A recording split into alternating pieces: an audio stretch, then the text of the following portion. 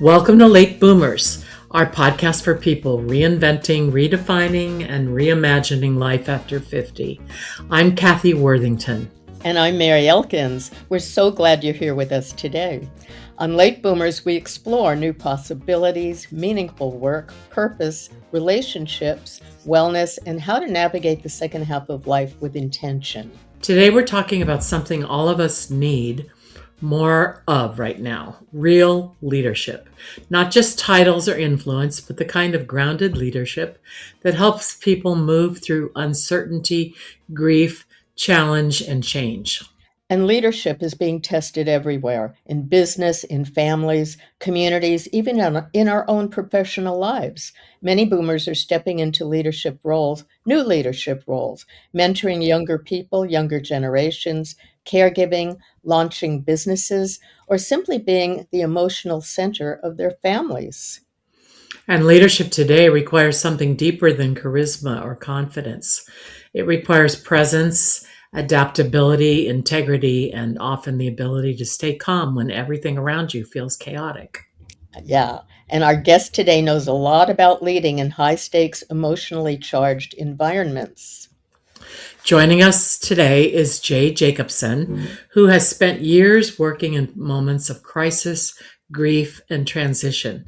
His experience has given him a unique lens on leadership, service, faith, and resilience. His book is called Lead by Legendary Example.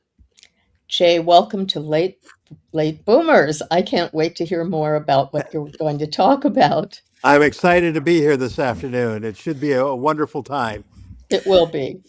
What did working in moments of crisis and grief teach you about what actual leadership is? I think probably the biggest lesson that I learned is the simple act of being present. And that's one of the things that is sadly missing in a lot of our society right now. With cell phones, with screens, we're constantly being pulled out of that moment of presence. And just when you can sit in front of somebody and be fully present with them, listen to what they say, react to what they say, it makes a huge difference in your ability to handle crisis, to handle people in difficult times, and to help them through those situations. Yeah, that is so true. And we don't often know when we're not listening. So I understand that you actually testified before the US Senate. And so how did that shape your understanding of integrity and accountability? That was a very strong and interesting lesson very early in my life. I was in my very early 30s when I was asked to represent funeral directors throughout the country and sitting before the Senate Special Committee on Aging, talking about funeral practices. And it was interesting leading up to that testimony. We had numerous meetings with the senator from our state, and it was supposed to be a cooperative hearing where we were, just kind of reinforcing the good things that we are doing. So we had prepared everything for that. And I knew there was something amiss when the lobbyists from our national association met me at the airplane as soon as I got off and whisked me away to the office. We had gotten the list of the other people that were testifying, and we realized very quickly that we were about to be ambushed. That what was supposed to be a cooperative hearing where we were going to be sharing good information was digressing into a gotcha moment. And so in the 36 hours from the time I landed until the hearing started, number one, I went without sleep. Number two, we completely revamped all of our testimony. We went from being, very congenial to being almost adversarial in terms of our testimony. We had senators that were trying to paint our industry with a brush from a few bad apples that were practicing when the vast majority of funeral service were very helpful and very gifted people serving families at very difficult times. Yeah. So around what year would that have been then? That was right in around 2000. Oh. Mm. And it's interesting because we're sitting at the same crossroads today. Hmm. The Senate and the FTC are having those same type of hearings as we speak, and talking about some of the same issues. So we're going back and having to rework some of those ideas and bring those to the forefront once again. As a layperson who has no knowledge of anything to do with funerals, really, how did that get? Why are they controversial? Well, it, the hearings were being held by the Federal Trade Commission, and the Federal Hmm. Trade Commission regulates a lot of what funeral directors can and cannot do. More specifically, they require specific price disclosures to the families we serve. And that price disclosure has to be given to families very early in the conversation Hmm. so that people know what they're spending, they know what the options are. And so in the original hearings, we were looking at how that gets expanded to the new norm for funeral service, which it was just becoming online and third party vendors, and they were completely Oh. unregulated.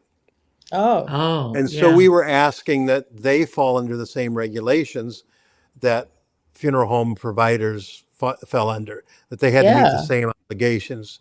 And that was kind of a sticking point because they didn't quite know how to do that.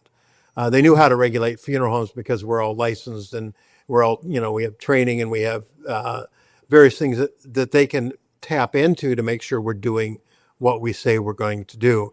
Whereas the online and the third party vendors, they had no way of regulating.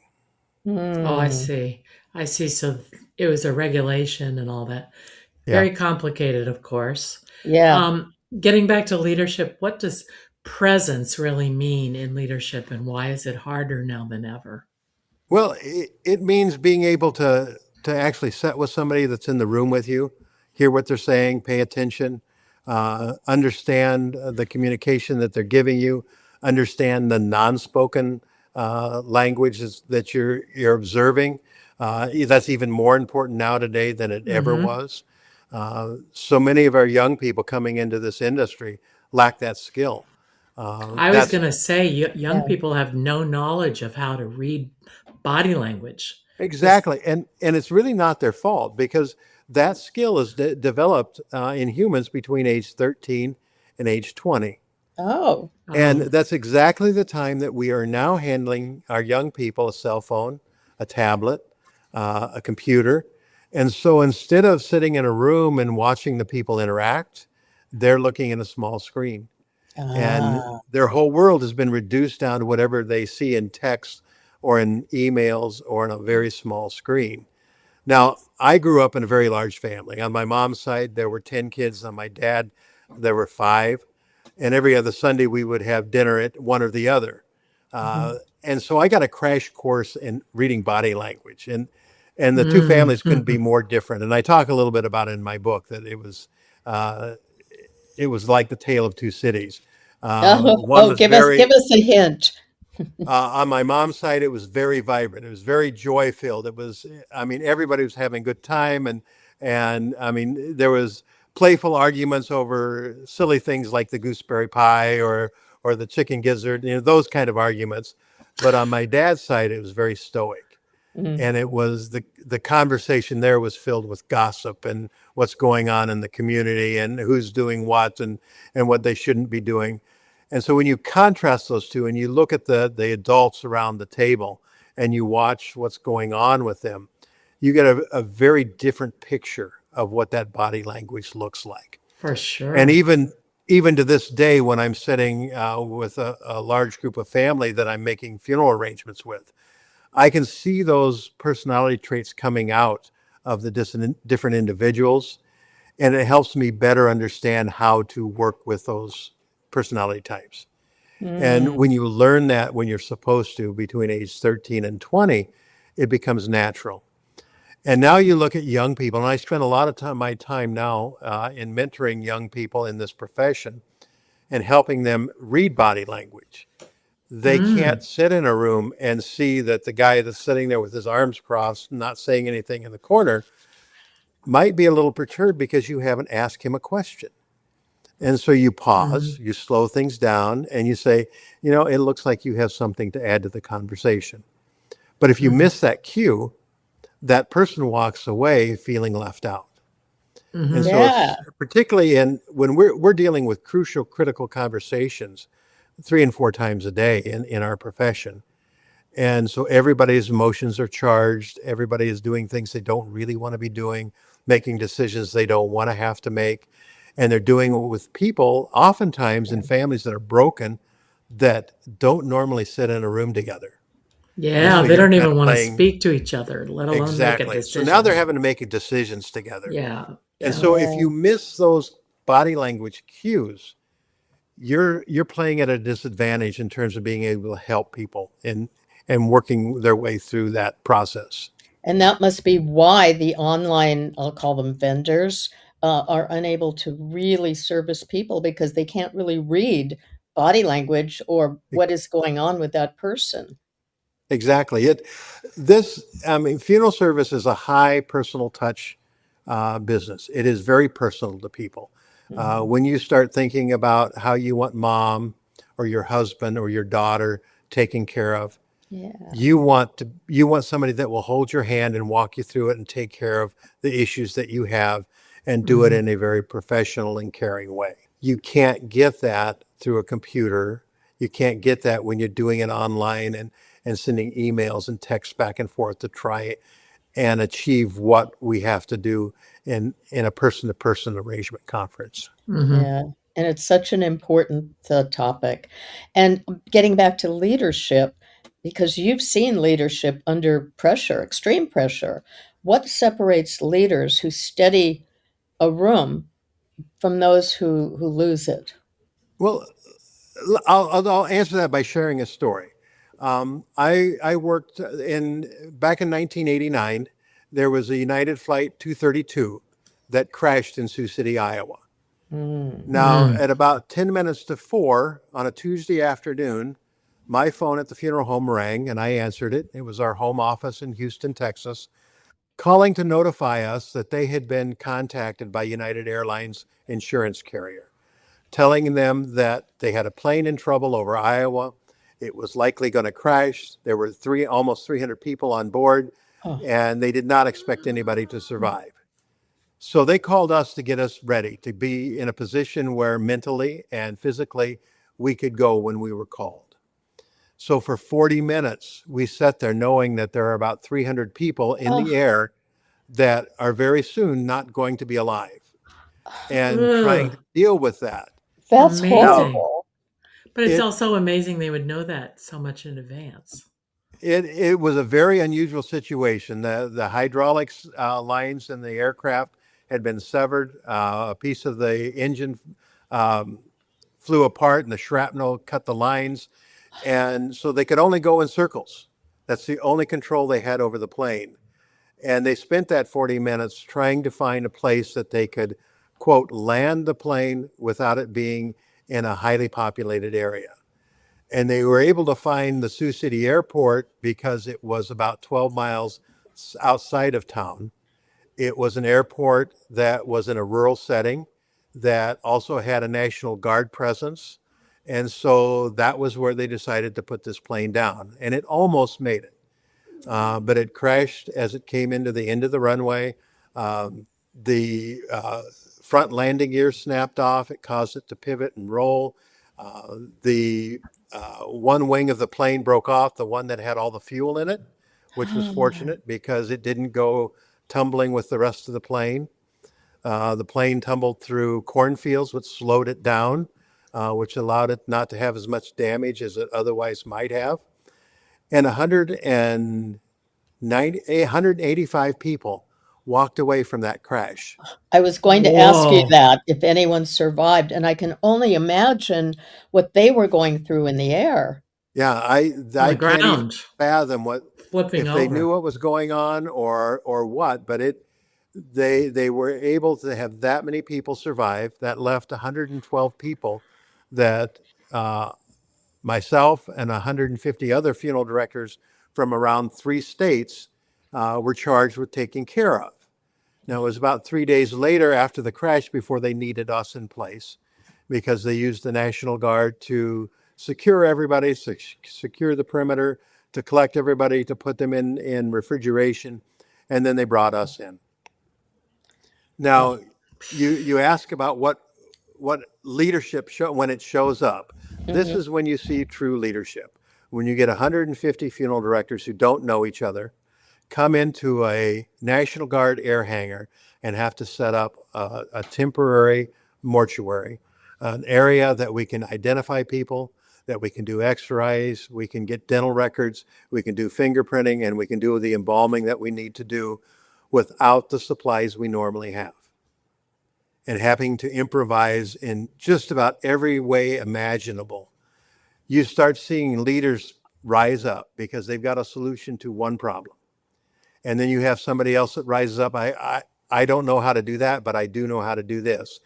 And you see all of a sudden a structure being built that allowed us to process all 112 people, to do it in a very extremely professional way, a caring way, and always with the families on the receiving end in mind as we did it.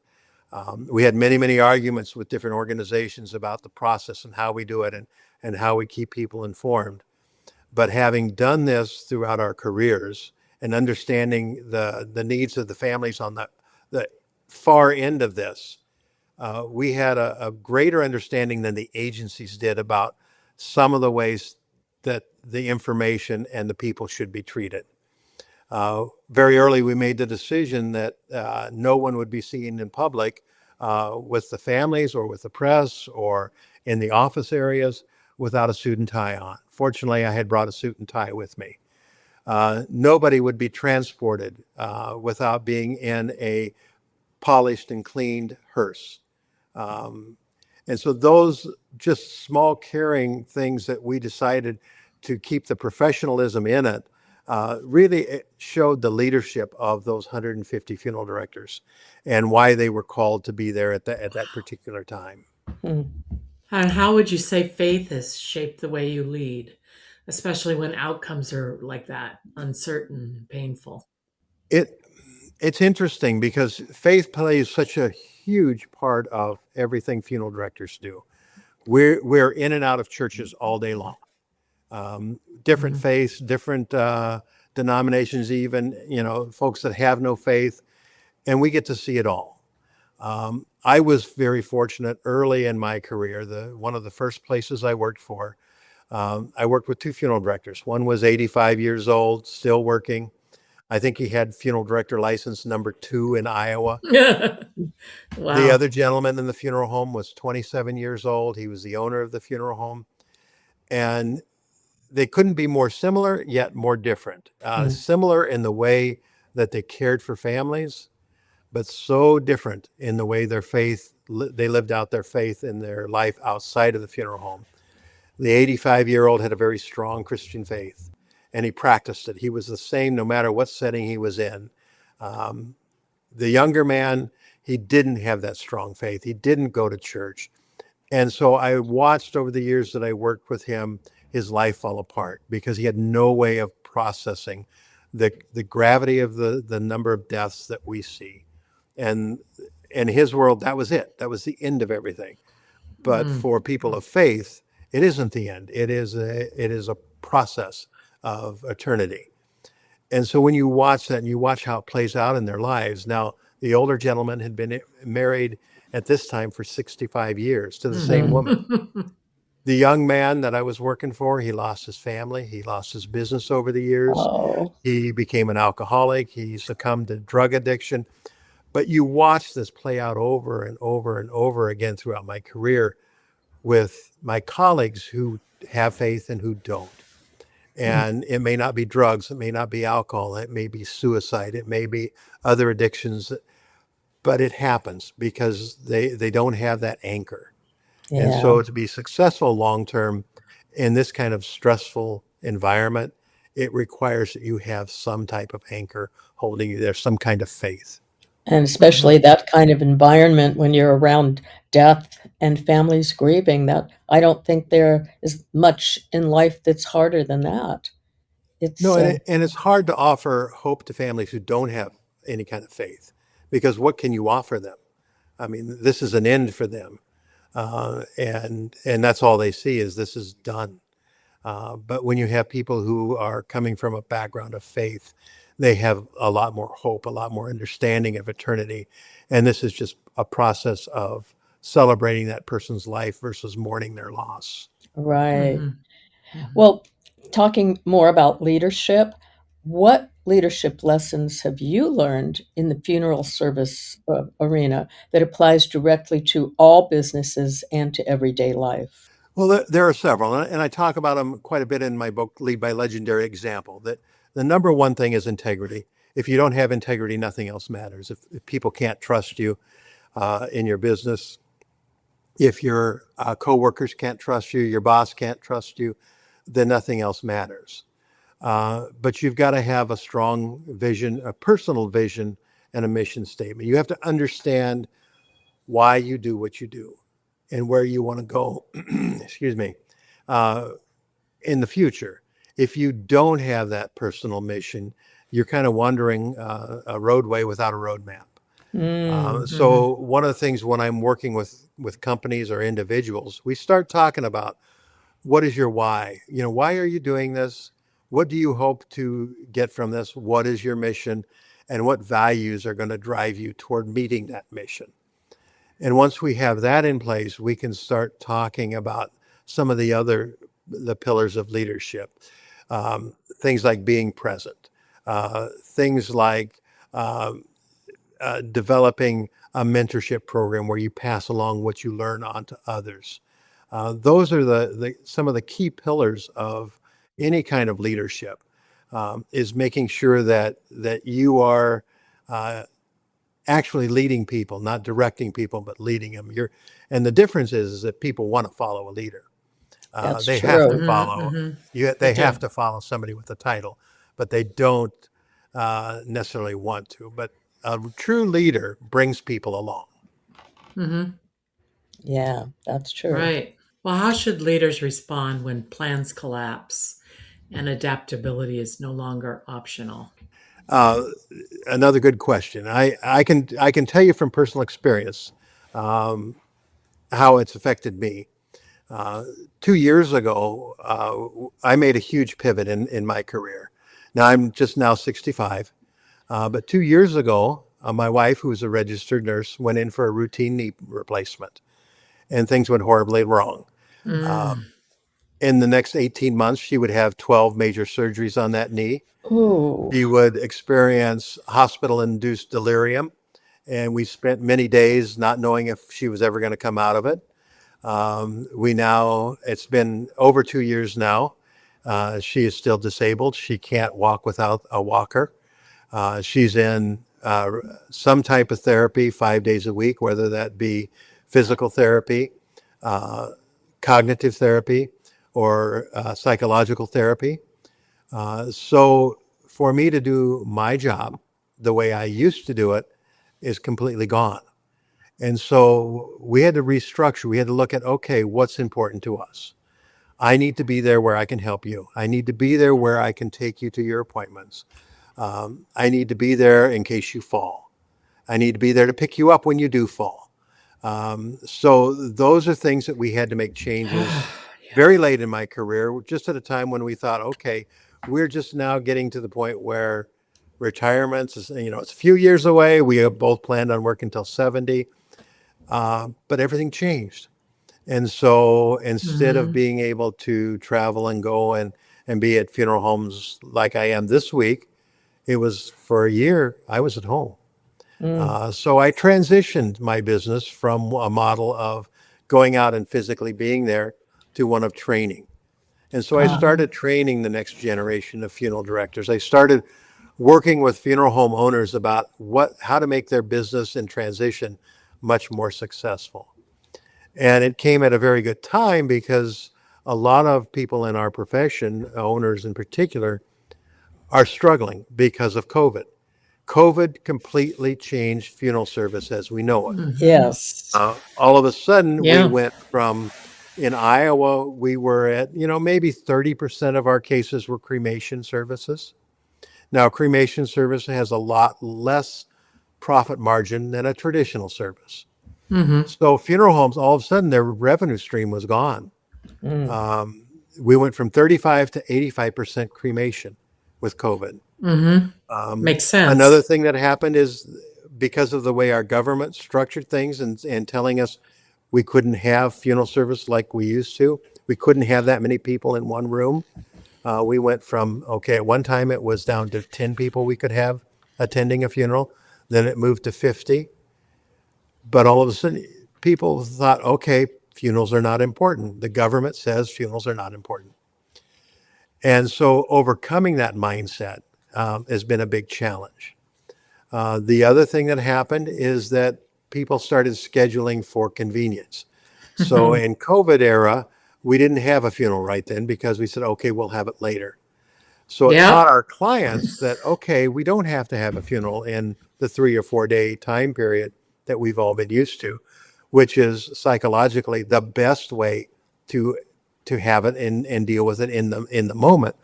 We're going to schedule it out 3 weeks when everybody can be there, 6 months when everybody can be there. Yeah. So it changed our model. So Mm-hmm. Yeah. now when we sit down and meet with the family, we make arrangements and they said, now the funeral we're going to have 3 weeks from Saturday. Well, normally on Saturday, our staff has already put in a full week. So now Yeah. we have overtime issues we're dealing with and scheduling issues. But what adds also to this is the fact that in the next 3 weeks, that same family is going to change their mind 4 or 5 times. Oh. So the funeral we arranged this Oh, week may change next week yeah. and would redo everything. And Oh. so it completely changed the dynamics of what we do as funeral directors and how we view the process. That's an Uh, interesting thing you might teach young people and mentoring young people. You said you yes. transitioned to that. So, on kind of a pivot here, what role does mentorship play in creating leadership, and how do you make it last a lifetime beyond one Well, generation? that is really the whole point of mentorship. And we lost a lot of people my age during COVID in Mm-hmm. our industry. They saw this, they worked through it, and they said, I'm done. I'm going to retire. And so the people that would normally be mentoring the next generation aren't there. Mm. But passing along the knowledge of how we treat families, how important it is extremely important in our industry and in any business, because we are only one generation away from completely changing everything that we do.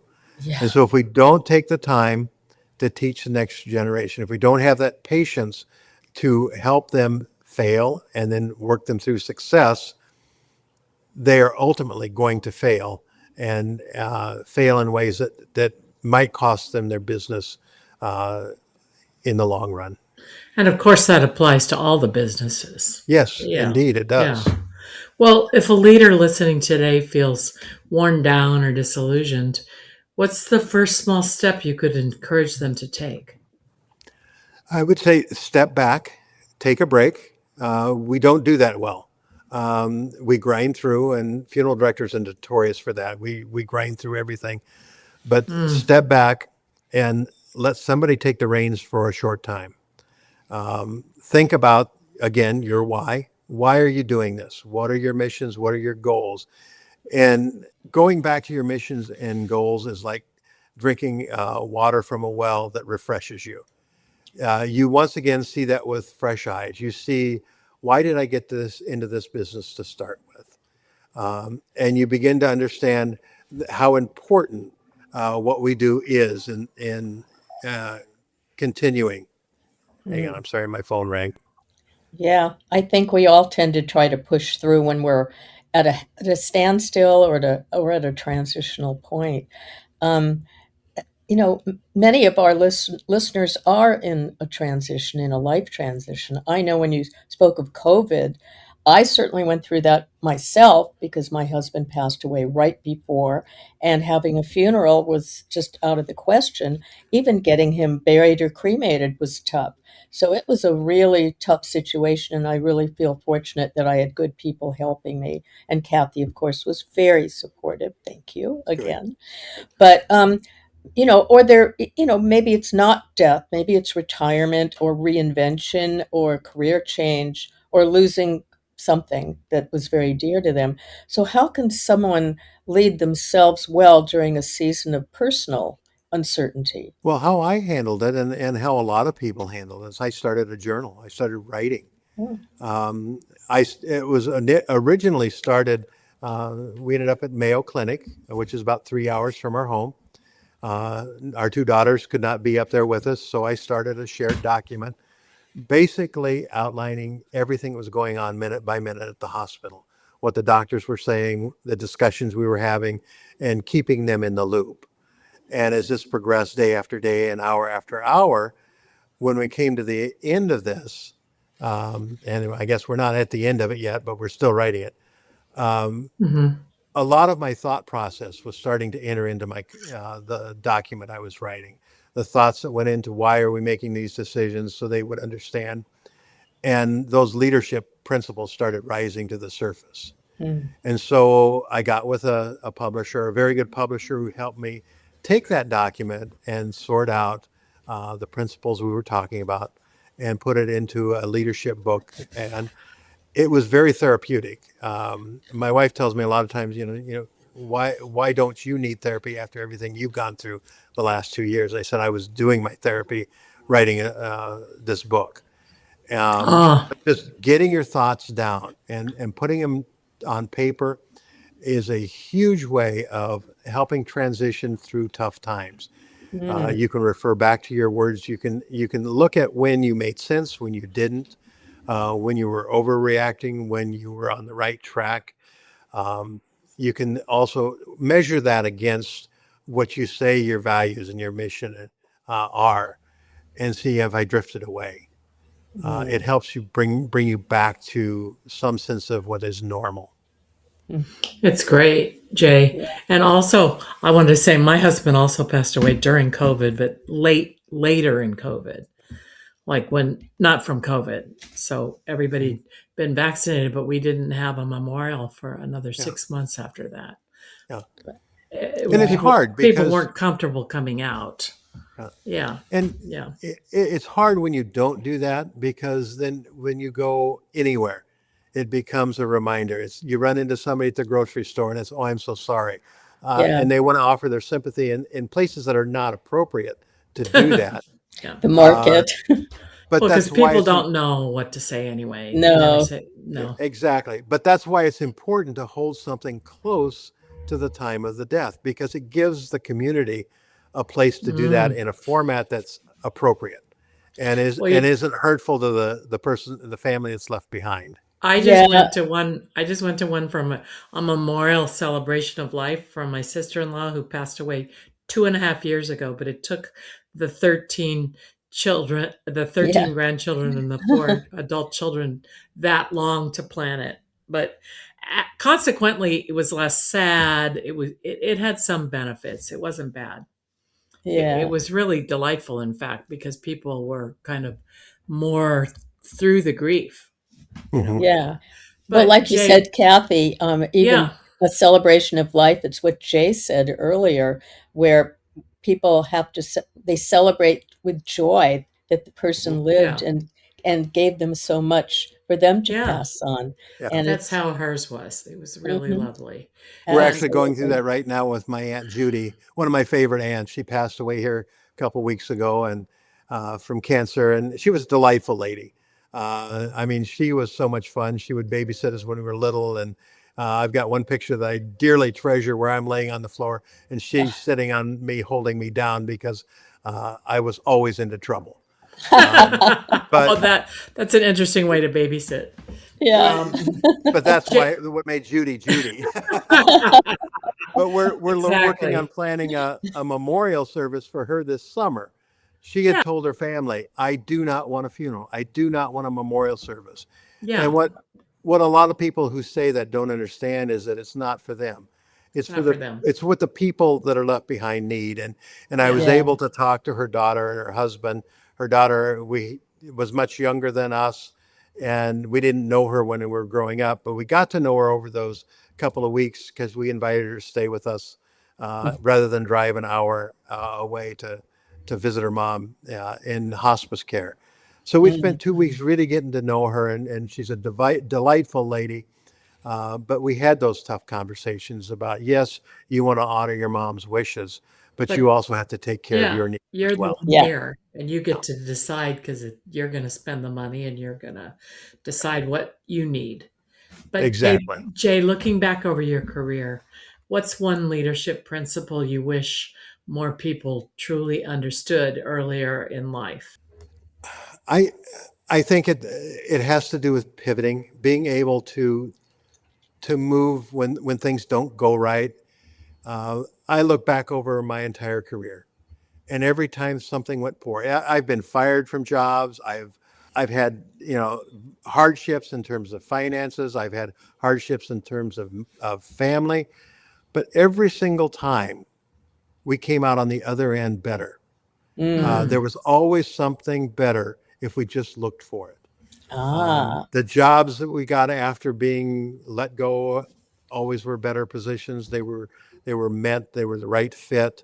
All of those things they're stressful in the time, but if we look at them as opportunities, not what's happening to me, but what's happening for me, it's a much more positive way of addressing the adversity that's in our lives. Oh, what I, wonderful I truth. agree. Thank you. I I agree agree. too. Happening for you. Jay, this has been such an insightful conversation. Thank you so much for sharing your wisdom and your perspective on leadership and resilience and service and Yes. and truth. Well, it's been Yes. delightful to sit and have a conversation with you ladies. It's been enjoyable, and I hope there's at least a little bit of nuggets of wisdom that you can take away and hold and introduce into your lives. Well, I Thank took a you. note or two. Oh, Thank good. you. And to our listeners, if today's conversation resonated with you, please subscribe and share this episode and leave us a review. And remember, it's never too late to become the kind of leader in your life and the people around you, that kind of leader that people need. And thanks for listening to Late Boomers. We'll see you next time.